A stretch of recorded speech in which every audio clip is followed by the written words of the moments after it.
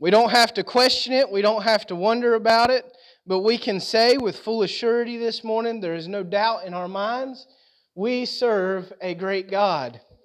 And the reason why we can say that this morning is because He has proven Himself faithful time and time again to each and every one of us. If you're sitting here this morning, God has proven Himself faithful to you. I desire your prayers. I thank you for the offering. You didn't have to do that. I'm thankful for the opportunity to be able to work for the Lord. But as I said this morning, I felt like studied in a different direction all week, and just felt as I was sitting there in Sunday school that the Lord had something else for us this morning. So just bear with me, and let's see where the Lord will take us here together. Philippians, the 3rd chapter and the 14th verse. This was read multiple times yesterday at our ministers' convention. It says, I press toward the mark for the prize of the high calling of God in Christ Jesus. What I want to ask you this morning is, are you still pressing? As Brother Chris brought out in our Sunday school lesson this morning, there's not a one of us that has made it yet. There's not a one of us that has come to the fruition of perfection yet. So my question is, are we still pressing? Or are we content with where we are right now? In my studies of the church, and what I found is the church was given a purpose. The church has been given a call to action. Not to come together and sit on a pew or a very nice chair, as the case is here. But it's that we were called to work for the Lord. So when we say that we're pressing toward the mark, toward that perfection, what we're saying is we are ready to get to work. Matthew, the 28th chapter, the 19th and the 20th verse, probably some of the most quoted scriptures in the Bible, tells us, Go ye therefore, and teach all nations, baptizing them in the name of the Father, and of the Son, and of the Holy Ghost, teaching them to observe all things whatsoever I have commanded you. And lo, I am with you always, even unto the end of the world. So the mission of the church today is not to just sit together and be happy. The truth of it is, while I'm thankful that we're able to gather together and get encouragement from each other, that's not the purpose of the church of God today. That's not what God has laid out His body to do. The purpose, the mission, the goal of the church today is to go into all the world and teach the gospel. It's to share the gospel with every creature. So again, I want to ask you the question, are we pressing toward the mark? Are we pushing forward? Are we working? Are we sharing the gospel that God has laid before us? Yesterday during our ministers' convention, there was a song that was sung. And the title of the song was, Did I Mention? And it says, did I mention that He's been faithful to every promise He ever made me? Did I mention, let me see if I can find the words here. It says, did I mention that I love Him, how I worship and adore Him? When I can see no way, He makes a way. And did I mention that He's been faithful to every promise He ever made me? I love Him, that's all I have to say. Church, today, if we are going to continue pressing towards the mark, if we're going to fulfill the call that God has placed upon the body of Christ, listen, this isn't just for the ministry. This isn't just for the pastors out there, but it's a call that God has placed upon His body to go. If we're going to be faithful to that, we're going to have to start mentioning the faithfulness and the goodness of God. Brother Christopher, what are you talking about? Where are you getting at with all of this? Well, where I'm getting at is, As that song was being sung yesterday, and as the Lord was moving in our convention, the thought just kind of came and laid on me. And I began to think about the testimonies in the Bible. Brother Chris, about Matthew, Mark, Luke, and John, the different ones that I don't think I've probably ever thought about it that way or heard it brought out that way, that it's not just the Gospels, it's their testimonies. But that's what it is. It's their testimonies. And if you keep on going through, Paul shares his testimony through the Bible. Peter and the other disciples share their testimonies throughout different things. But I just want to be honest with you this morning. There's times that I can pick up the Bible and I can read it, and even though I see the testimony shared there, it's hard for me to associate myself with them. It's hard for me to be able to say, well, yeah, I know because God did it for them, God can do it for me too.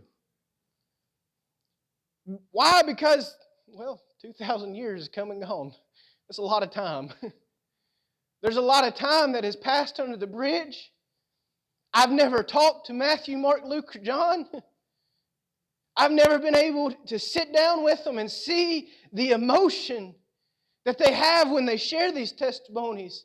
All I have is the words that are written in the Word.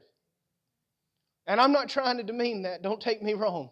I'm thankful for the words that are written in the Bible.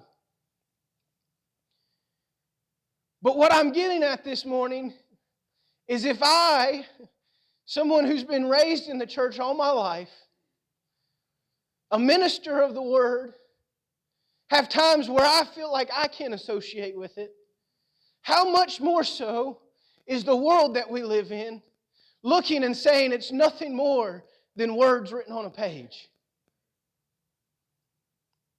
And in turn, what I want to challenge you with here today is the fact that we just can't take the words that are written on the page to the world. Because we've got a testimony of our own to share. And while there's people out there that might not be able to relate to what's written on in those pages, they can relate to the fact that I was delivered by the blood of the Lamb. They can relate to the fact that I was down in the miry pits, that I had a life full of sin, that I wasn't doing what I needed to be doing, but God delivered me. Church, today, have we mentioned that He's been faithful? That song talks about the stories of David. And I don't mean that to belittle the accounts in the Bible. I don't mean that as a fairy tale or some falsehood. But it mentions Paul going down the Damascus road and that account that he had there. But church, have I mentioned He's been faithful?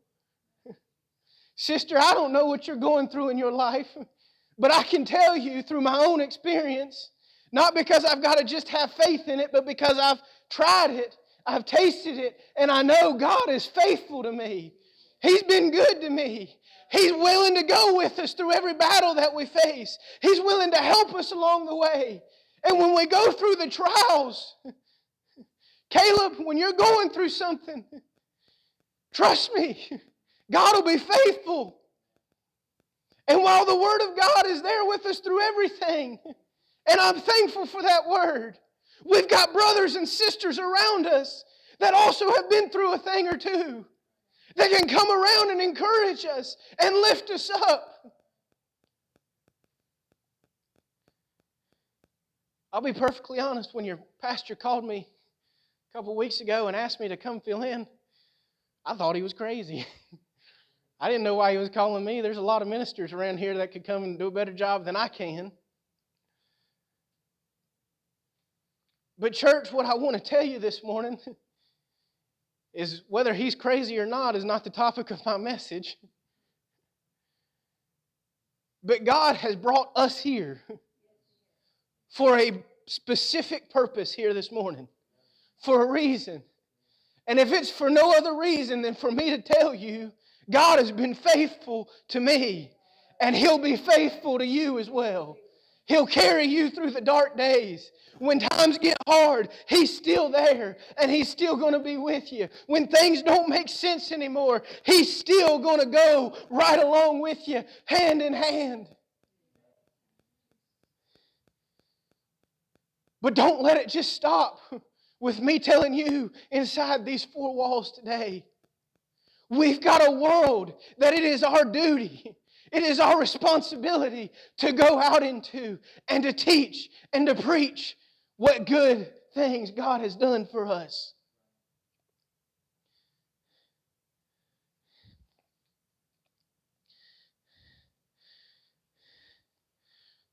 Psalms, the 34th chapter.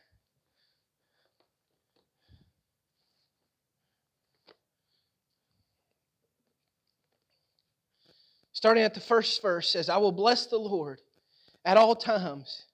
His praise shall continually be in my mouth.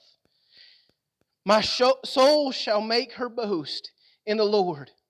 The humble shall hear thereof and be glad. Oh, magnify the Lord with me, and let us exalt His name together.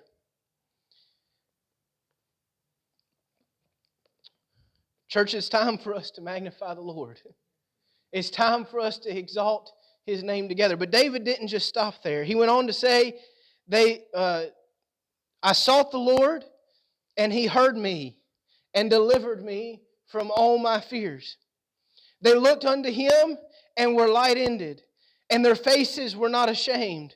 The poor man cried, and the Lord heard him, and saved him out of all of his troubles. The angel of the Lord encampeth round about them that fear Him, and delivereth them. O taste and see that the Lord is good. Blessed is the man that trusteth in Him. What was David getting at in this passage of Scripture? David was doing exactly what I'm instructing you, encouraging you to do today. He was going around and he was saying, let me share with you what I found. Let me share with you a testimony that the poor man cried and God was faithful to him. That the people cried out in their times of sorrow and God came on the scene and they ministered unto him. But church, he wasn't talking to himself. I love the book of Psalms. I've preached from it many times. I love when David is talking about, I was young, but I am now old. Yet I've never seen the righteous forsaken, nor his seed begging for bread. But when he said, oh, taste and see that the Lord is good, he wasn't writing that for his benefit. He wasn't telling himself, oh, taste and see. There's other passages that he had to remind himself the goodness of God. There's passages where David had to go and he had to say, why is my soul disquieted within me? Hope thou in God. For He is my strength. He is my promise. He is my refuge. He has brought me through these things. He reminded himself. But church, here he's not reminding himself. He's saying this for the benefit of those around him. Those that would read later. Oh, taste and see that the Lord is good.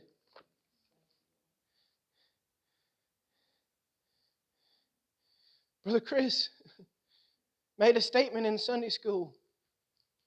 When's the last time that we walked by somebody and our shadow fell upon them? And the lame man got up and walked up and leaped for joy. When's the last time that we said in the name of Jesus, rise up and walk? But I want to take it a step further. When's the last time that we went to somebody we know and say, let me tell you, God was good to me this week. Let me share with you my testimony. Church, I'm not trying to rake us over the coals this morning. I'm not trying to browbeat anybody. I'm pointing the finger back at myself as much as I am anybody. When's the last time I went to somebody and I shared with them the goodness of God? Not just sitting in church sharing my testimony, but I went to somebody. Church, if we're truly pressing towards the mark, if we're truly going for the high calling of God through Christ Jesus, We can't keep it to ourselves. We can't continue to just sit here. We can't continue Sunday after Sunday, Wednesday after Wednesday, just to come and be fed. Keep coming to church. I'm not trying to give you an out on that. But that can't be where it ends. That can't be where we stop. Church, we've got to take it back out. We've got to give it to every person we come in contact with. We moved here, I guess 2 months ago now, from Virginia. Some of you know me, some of you don't, so I'm just going to share a little bit of our story with you. I was pastoring a church in Virginia. Felt the call of God to move. Sometimes that call is a little bit harder to answer than others. But why I even bring that up is the fact that in the past 2 years of my pastorate there in Virginia, our small congregation had made a step in faith to buy a building. We had purchased a building that had been run down. It had been a church years and years ago. The last time a congregation had been in it was 6 years prior to when we purchased the building. And the building had been overgrown. It had mold in the basement. It had all kinds of problems everywhere. But the church came together and we had a desire in our heart to have a place to come together and to worship God. So we stepped out on faith and we bought this building. And as we were working on this building, trying to get it suitable for us to be able to come together in, safe for us to be able to come together in, the community started to take notice. As I was out there cutting the grass and cutting trees down and cutting limbs back, and moving brush around and trying to get things cleaned up, the community started to come by and say, "Hey, what's going on here? I know what this building used to be, and you're doing something to it. I want to know what you're doing to it." And a little while longer went by, and we went through and we gutted the basement of that building. And we put new walls in, and new drywall, and new floors, and a new bathroom. And we saw the Lord blessing us. But we saw the community come and say, "There's something changing inside of here."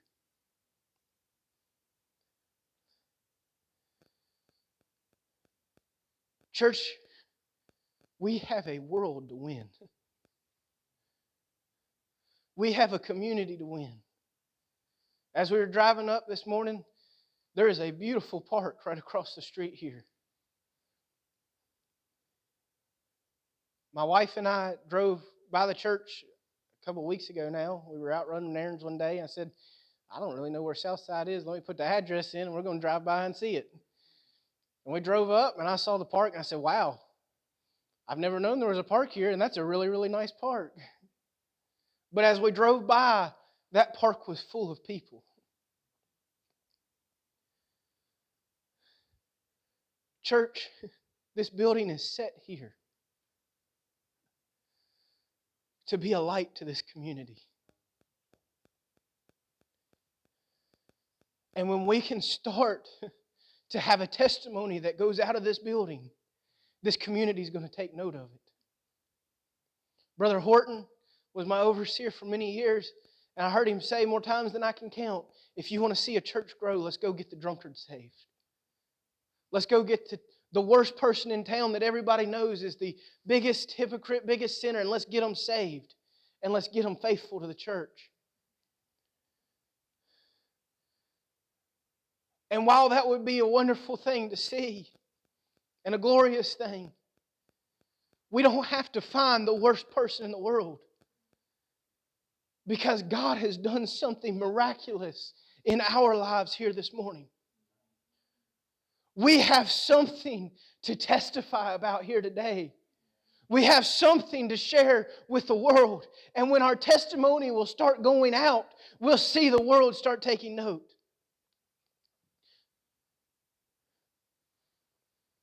I worked in a jail there in Virginia. I loved my job. I got to be mean to people at times. It was kind of fun. But I had the opportunity in that jail to be able to talk to some of the worst people. People that had committed murder. People that were addicted to drugs, were addicted to alcohol. The things that we often try to shy away from are the people that I dealt with every day, had conversations with every day. And the reason why I stand here and say I love my job, or loved my job, was because those were the people that cared to know what God had done for me. Those were the people that said, hey, why are you different? There's something that you have that I want.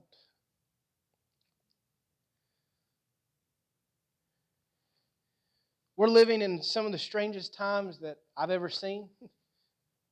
And I would dare say probably the strangest times that you have ever seen. My wife and I talk often about what can we do to make a difference. And we look around at our generation, the people in the world, and what we have found time and time and time again is they're looking for truth. Now, I'm not just talking about church people. We better be looking for some truth. But I'm talking about sinners that don't know the Lord. They're looking for truth. They're looking for something that's real.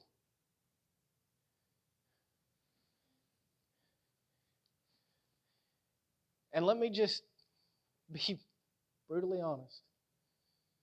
We've all sat in church long enough that we can come in here and put on a great show. That's the truth of it. I pastored a church for 5 years. There were Sundays that in my body I just did not feel like being there. And I went and I put on a show to get through that service. That's the truth of it. I'll point the finger right back at myself. But you know what? That's not what's going to win the world.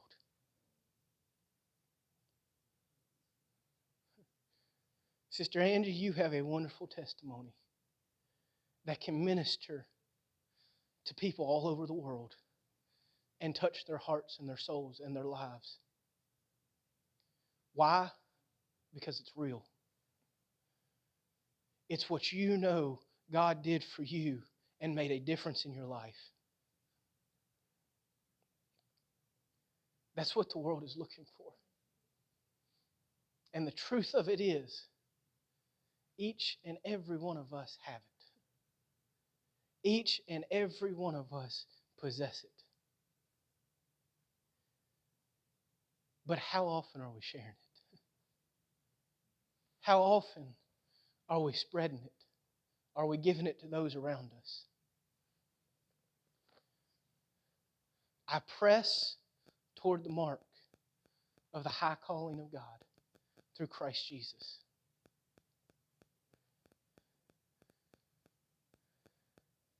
Pressing goes beyond coming to church. Stand with me if you would.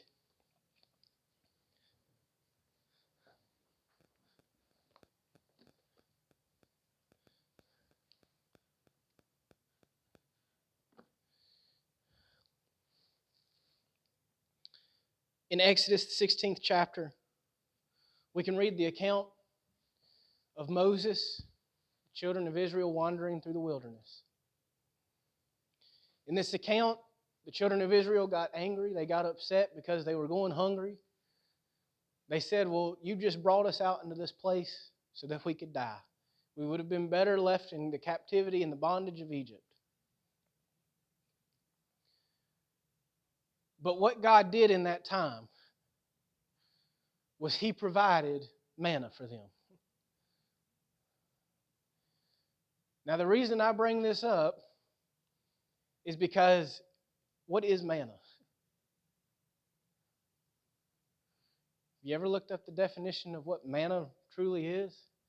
We can see the characteristics of manna in the Bible. The Scriptures tell us it was a wafer, tasted like honey. But what the word manna actually means is a whatness. They didn't have a clue what it was.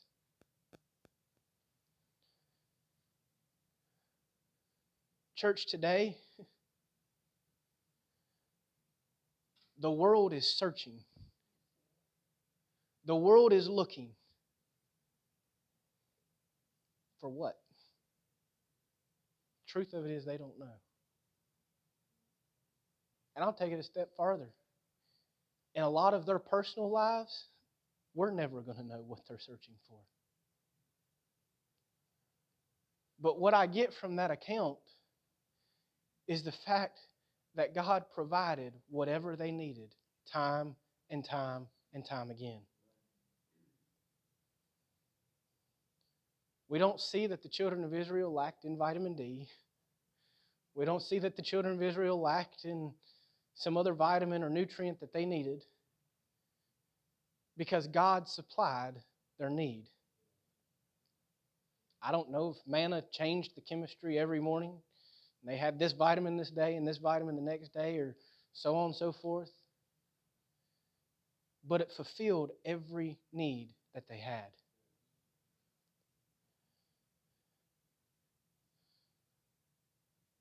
Church, we are the manna that God has provided for the communities that we're in. To be a literal whatness. We may not know what we're supposed to be, and they may not know what we're supposed to be. But we can be what God has provided to meet the needs, to supply, to give them what they need.